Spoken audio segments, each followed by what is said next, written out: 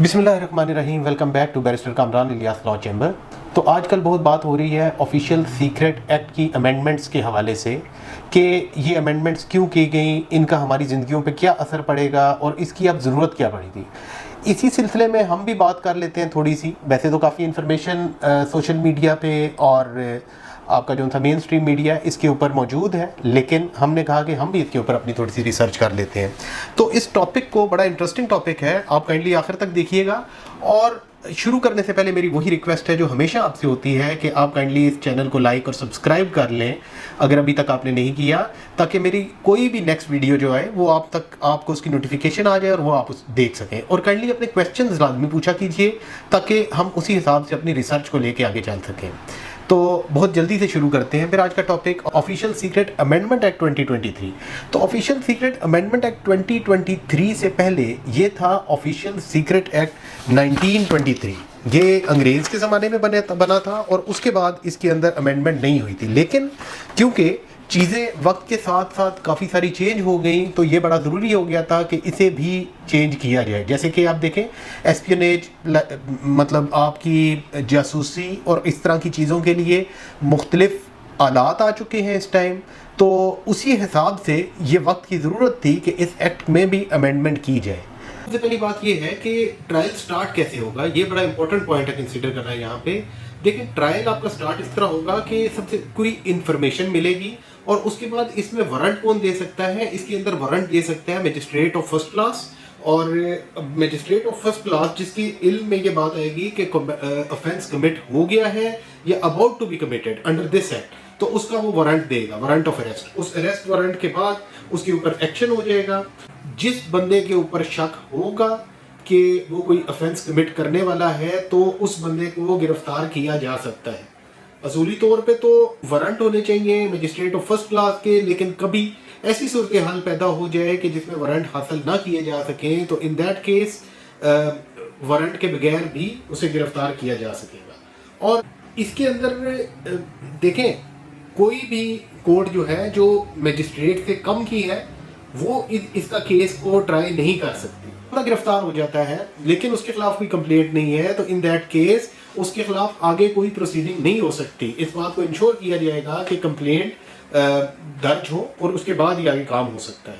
और इसमें एक और इम्पॉर्टेंट बात है कि exclusion of public from proceedings, ये सेक्शन 14 है कि कुछ ऐसे मामलात होते हैं जिसके अंदर ये प्रोसीडिंग्स पब्लिक नहीं की जा सकती। पब्लिक का उधर होना ज़रूरी नहीं है कि जहाँ पे स्टेट की ऐसी इंफॉर्मेशन मौजूद है कि जो पब्लिक होने का ख़तरा हो, जो लीक आउट होने का ख़तरा हो, तो उस केस में पब्लिक इन प्रोसीडिंग्स में नहीं जा सकती। प्रोसीडिंग्स तो पब्लिक के बगैर हो सकती हैं, लेकिन कोई अगर सेंटेंस पास होती है तो वो पब्लिक के बगैर पास नहीं होगी। इसके अंदर मेजर अमेंडमेंट्स हुई हैं, 11 अमेंडमेंट्स हुई हैं इसके अंदर टोटल। और पहली अमेंडमेंट तो यही है कि इसका नाम अब चेंज हो गया, ऑफिशियल सीक्रेट एक्ट 1923 से चेंज होके अब ये ऑफिशियल सीक्रेट अमेंडमेंट एक्ट 2023 हो गया है।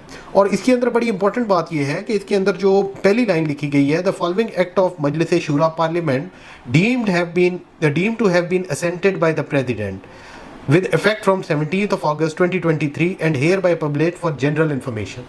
तो बात इसके अंदर असेंट की आ जाती है जिसके ऊपर हमने ऑलरेडी एक व्लॉग किया हुआ है। अगर आप उसके बारे में कोई मालूमात लेना चाहते हैं तो काइंडली उस व्लॉग को लाजमी एक दफ़ा देख लीजिएगा। वैसे असेंट प्रेसिडेंट साहब देते हैं आर्टिकल 75 ऑफ द कॉन्स्टिट्यूशन के तहत। जो मेजर अमेंडमेंट आई है जी, वो इस एक्ट की सेक्शन 2 के अंदर इन्होंने अमेंडमेंट की है। सेक्शन 2 की क्लॉज 3 है जिसके अंदर डेफिनेशन ऑफ डॉक्यूमेंट थी। अब ये डेफिनेशन ऑफ डॉक्यूमेंट पहले कंप्रीहेंसिव नहीं थी, उसके अंदर सिर्फ इन्होंने लिखा था कि document includes part of a document. लेकिन अब क्योंकि डॉक्यूमेंट के अंदर काफ़ी सारी चीज़ें आ गई हुई हैं, जैसे कि मतलब आपका डॉक्यूमेंट इलेक्ट्रॉनिक फॉर्म में हो सकता है, डिजिटल फॉर्म में हो सकता है, तस्वीरें हो सकती हैं, मतलब ये सब आपकी डॉक्यूमेंट में आती हैं, तो इन्होंने इसे कंप्रीहेंसिवली इधर डिफाइन कर दिया है। उसके बाद हम आते हैं दूसरी अमेंडमेंट पे, ये है क्लॉज 3 के साथ ही इन्होंने क्लॉज 3A नई एडिशन हुई है जिसके अंदर इंटेलिजेंस एजेंसी को डिफाइन कर दिया गया है। और ये है the directorate general of inter services intelligence and intelligence bureau, इन्हें इन्होंने इंटेलिजेंस एजेंसी के अंदर डिफाइन कर दिया है। फिर उसके बाद क्लॉज 5 के अंदर क्लॉज 5 के अंदर सब्स्टिट्यूट किया है म्यूनिशन ऑफ वॉर्स के अंदर, कि गोला बारूद जो वॉर्स का होता है उसके अंदर जो बात इन्होंने आखिर में ऐड की है वो है इक्विपमेंट, मटेरियल, डिवाइस और कैपेबिलिटी, अ सिस्टम और platform including physical, digital, virtual, electronic, vehicular use by the arm forces. ये इसके अंदर अमेंडमेंट हुई है कि उस चीज़ को ज़्यादा इन्होंने एक्सपेंड कर दिया है, और इससे फ़ायदा ये होता है कि आप बिटवीन द लाइंस पढ़ने वाली बात खत्म हो जाती है, आप टू द पॉइंट ही रहते हैं। फिर प्रोहिबिटेड प्लेस के अंदर अमेंडमेंट हो गई है। क्लॉज डी के अंदर जो अमेंडमेंट हुई है वो है आपकी चैनल के बाद इन्होंने ऐड कर दिया है एनी स्ट्रेटेजिक इंफ्रास्ट्रक्चर, और वाटर के बाद वर्ड एयर इन्होंने ऐड कर दिया है। एनी प्लेस यूज के बाद इन्होंने फॉर मॉडर्न कम्युनिकेशन भी ऐड कर दिया है इसमें। म्यूनिशन के बाद रिलेटेड टू डिफेंस, मतलब म्यूनिशन वो वाला गोला बारूद जो रिलेटेड टू डिफेंस है, उसकी बात ये कर रहे हैं इधर। डी के बाद दो नई क्लॉजेज ऐड हो गई हैं, clause E and clause F. Clause ई के अंदर any place occupied by arm forces for the purpose of war games, exercises, training, research and development, movement of troops, in camera briefings.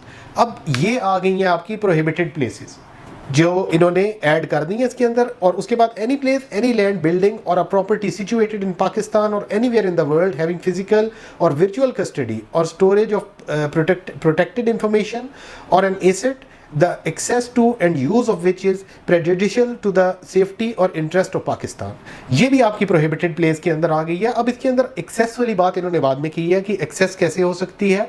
Access आपकी वैसे physically भी हो सकती है और virtually भी हो सकती है। लाइक आप किसी सिस्टम के अंदर हैक कर देते हैं तो that is also an access, जिसके बारे में पहले कोई कानून साजी नहीं की गई थी, तो इसके अंदर ये इन्होंने एडिशन कर दी है। एनिमी को डिफाइन किया गया है, any person who is directly और इनडायरेक्टली इंटेंशनली वर्किंग फॉर और engage with the foreign power, foreign agent, non-state actor, organization, entity, association or group guilty of a particular act tending to show a purpose that is essential to the safety and interest of Pakistan। नई clause 11 insert की है जिसके अंदर unauthorised access की बात की जा रही है। अनऑथराइज्ड एक्सेस अब क्या है? Without authorization any physical, electronic और वर्चुअल एक्सेस। जैसा कि मैं पहले बता चुका हूं कि आप फिजिकली जा सकते हैं अनऑथराइज्ड एक्सेस के बगैर, उसके बाद आप वर्चुअली जा सकते हैं, आप इलेक्ट्रॉनिकली जा सकते हैं। कोई भी इस किस्म की एक्सेस आपकी जो है वो अनऑथराइज्ड एक्सेस की डेफिनेशन के अंदर आ गई है।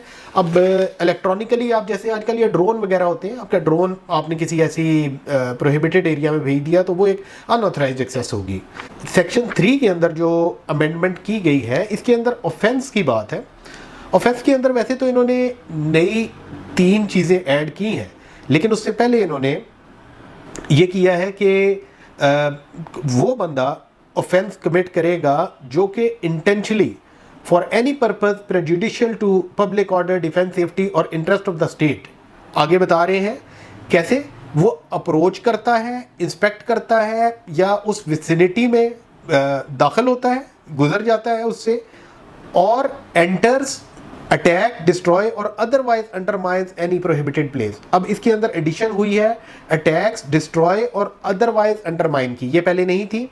फिर उसके बाद इसी की क्लॉज सी के अंदर हम आ जाते हैं, तो उसके अंदर इन्होंने एडिशन की है बाकी चीज़ों के अलावा इलेक्ट्रॉनिक और मॉडर्न डिवाइस की, और उसमें फिर इन्होंने इन एनी मैनर व्हाटसोएवर, उसमें ये बात हो रही है कि कलेक्शन ऑफ इंफॉर्मेशन, कोई भी शख्स अगर कोई भी इंफॉर्मेशन जो कि सीक्रेट है, जो कि पाकिस्तान के मफाद के मगायर है, उसे किसी शख्स को कम्युनिकेट करना, वो ऐसी इंफॉर्मेशन को कम्युनिकेट करता है, किसी ऑफिशियल कोड को कम्युनिकेट करता है किसी भी ज़रिए से।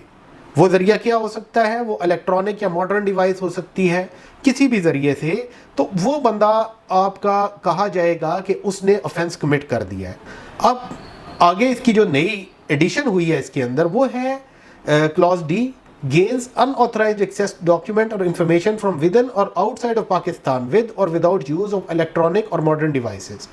क्योंकि 5th जनरेशन वॉरफेयर की वजह से इसके ऊपर बड़ा जोर दिया गया इलेक्ट्रॉनिक और मॉडर्न डिवाइसेस का, कि किसी भी डॉक्यूमेंट या इंफॉर्मेशन को एक्सेस करता है पाकिस्तान में रहते हुए या पाकिस्तान के बाहर से, कॉज्ड एन अनमैन्ड व्हीकल और device to access, enter, inspect, pass over और अंडर अप्रोच और be in the vicinity of a prohibited place.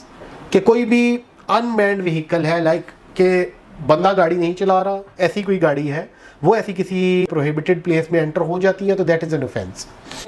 अगर किसी डॉक्यूमेंट को, इंफॉर्मेशन को डिस्क्लोज करता है या रिटेन करता है जो कि पाकिस्तान की सलामती के मुग़ायर है तो इस केस में उसने ऑफेंस कमिट कर दिया है। और उसके बाद मज़ीद हम आगे चलते हैं कि इसके अंदर जहाँ पे भी फॉरेन एजेंट का जिक्र किया गया है वहाँ पे एनिमी का जिक्र कर दिया गया है कि एनिमी और फॉरेन एजेंट वाली बात हो जाती है इसमें। अगली अमेंडमेंट है कि कम्युनिकेशन विद एनिमी और foreign agents to be evidence of commission of certain offence. ये कह रहे हैं कि ये एक एविडेंस बन जाता है कि अगर आप कम्युनिकेट करते हैं एनिमी या फॉरेन एजेंट के साथ तो ये आपके खिलाफ एविडेंस बन जाएगा। और इसे ये किस तरह आप प्रिज्यूम करेंगे कि उस बंदे ने कम्युनिकेट कर लिया है एनिमी या फॉरेन एजेंट के साथ, उसे इन्होंने एक्सप्लेन किया है कि जानते बूझते हुए उस शख्स ने आइदर पाकिस्तान में या पाकिस्तान से बाहर कोई एड्रेस विजिट किया है जहाँ पे फॉरेन एजेंट रहता है और या फिर एनिमी रहता है, या foreign agent has been obtained by him from any other person. फिर एनिमी और फॉरेन एजेंट को आगे इन्होंने डिफाइन कर दिया है कि एनिमी और फॉरेन एजेंट कौन होंगे। एनिमी और फॉरेन एजेंट कोई ऐसा बंदा इसके बारे में ग्राउंड्स हो सस्पेक्ट करने के हायर किया हुआ है दुश्मन ने, आइदर डायरेक्टली और इनडायरेक्टली, ताकि वो कोई ऐसा काम कर सके जो स्टेट की सलामती के खिलाफ हो। के बाद कुछ अमेंडमेंट हुई है सेक्शन 5 के अंदर, जिसके अंदर प्रोहिबिटेड प्लेस के साथ इन्होंने मज़ीद उसे डिफ़ाइन कर दिया है। और एक बात ये है कि इसके अंदर जो अमूमन जराइम हैं उनकी सज़ा 14 साल की है, तकरीबन 14 साल की, उसके साथ फ़ाइन भी हो सकता है और उसके साथ दोनों फ़ाइन के साथ भी सज़ा हो सकती है। फिर उसके बाद न्यू सेक्शन जो इसके अंदर ऐड किया गया है वो है सेक्शन 6A।